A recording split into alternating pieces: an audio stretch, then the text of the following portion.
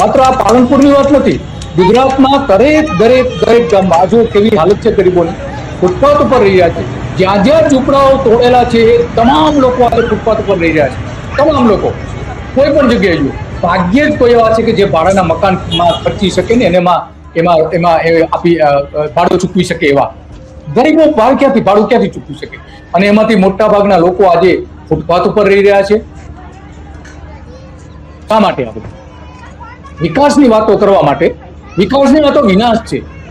સામાન્ય લોકોને તમે જ્યારે સગવડતા પૂરી પાડો ત્યારે જ સાચો વિકાસ આપણે કહી શકીએ.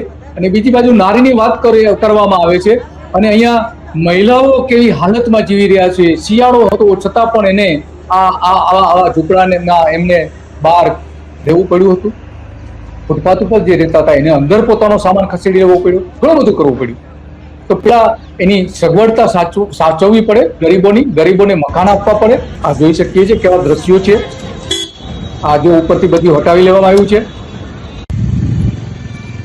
જેવો કાર્યક્રમ પૂરો થયો એના 3 દિવસ પછી આ બધું ધીમે ધીમે હટાવી લેવામાં આવ્યું. એની પાછળ કેટલા લાખ રૂપિયાનો ખર્ચ, પ્રજાના પૈસાનો ખર્ચ. આ જે ખર્ચ કર્યો એ જો ગરીબોને આપ્યા હોત તો ગરીબોના ઓછામાં ઓછા 10 મકાન બની શક્યા હોત.